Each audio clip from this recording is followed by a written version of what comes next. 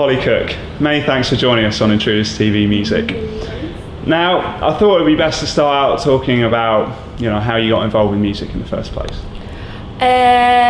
Kind of naturally, I guess, really. Musical family. My dad is a musician, and I sort of just naturally took to wanting to sing and play instruments, and I didn't really think about it that much. It just happened. I just did it. For sure, and obviously your dad, Paul Cook, was the drummer in the Sex Pistols. Was that your original influence, music, like punk and rock and that sort of thing? It was one of them. I kind of was aware of what my dad did and knew about his music and a lot of the music that was around at the same time, but it's not like I grew up in a punk house strictly. Well, that certainly rings true with your debut album, which came out at the beginning of June of this year, 2011, which is predominantly reggae and soul based. Where did that influence come from? Just I guess any other kind of music that I was listening to, and just sort of naturally what I gravitated towards just as a comfort zone for singing and performing. It just sort of naturally came out. I sing like a lot of different stuff, and it just took me a while to figure out what did work best for me. So when it turns to writing your own music, what do you write about? It depends, I suppose. I don't like to be too literal, I guess, but at the same time, sometimes it just comes out that way. It depends what sort of mood takes my fancy. I don't like to write, I guess, too much about direct personal things, or if I do, it tends to be more ambiguous. It's quite a daunting thing to just kind of express yourself. It takes a while to get used to without feeling completely naked, so it comes from different things, really. I suppose when you're writing about something very emotive and personal to yourself, as you say, it can be very difficult to kind of express that, because obviously anyone who's listening is going to kind of hear that influence, but for that sort of song you'll tend to draw more on that influence and then write about something related to that, or will it be that event specifically? Stick it in a third person situation so that you can sort of separate yourself from it or observe it in some way. Even the songs that I've written that are direct and obvious, like say Cry, for example, that's on my album, is about like being sad about love and rejection, but the time I wrote it, I was in a completely opposite emotional headspace, so I don't know where that came from either. It was just one of those things. I suppose with a lot of musicians, they'll tend to write music and at the time they'll think, yeah, this is exactly it, this is exactly what they should be doing, and then 6 months, a year later, they'll look back and think, God, where did that come from? Yeah. Was that something that you experienced when it came to compiling your debut album? No, not really for the most part, because I guess this album wasn't, it's not entirely my work, like lyrically or musically, because I was working with Prince Fatty for quite a few years, and just over the years had sort of built up a collection of songs that were not necessarily for me to release as a solo artist, but they're brilliant songs, and it just sort of naturally progressed. So the songs that I have on the album are they're pretty relevant to what I was going through at the time anyway. So how did you find working with Prince Fatty?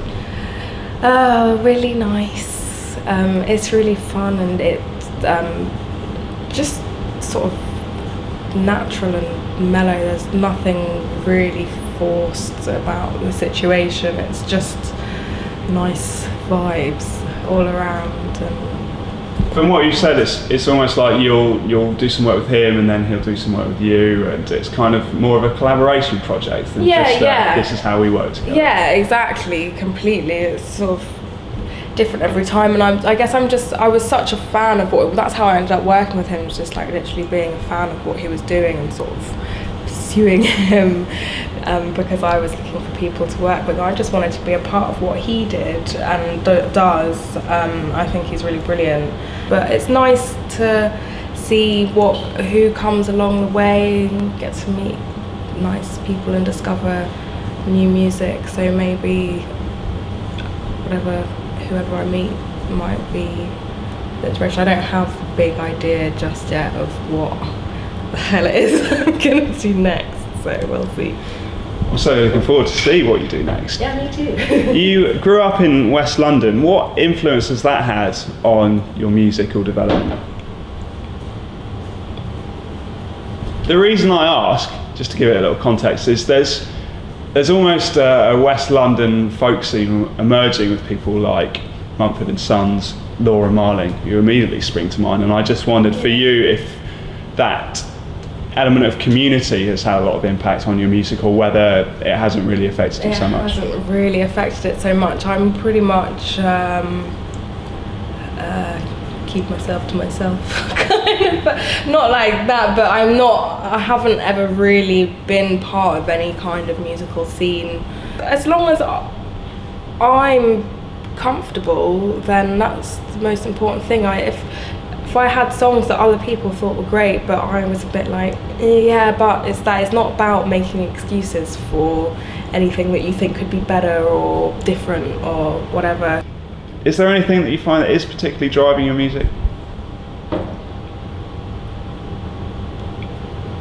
Just the will to travel and perform, I suppose. It's just what keeps me happy and interested. It's kind of one thing that holds my attention span, and I just couldn't really imagine myself doing anything else out of that. And I haven't been able to imagine myself doing anything else for a number of years, be it as unreliable as it is and a career to choose. It's just passion, man. Passion drives me. Well, you know, what can you say without being like really fucking cheesy, but it's just what I want to do, so I'm gonna do it. So, as we mentioned earlier, you had your debut album, Hollie Cook, out at the beginning of June on Mr. Bongo Records. What are you working on next?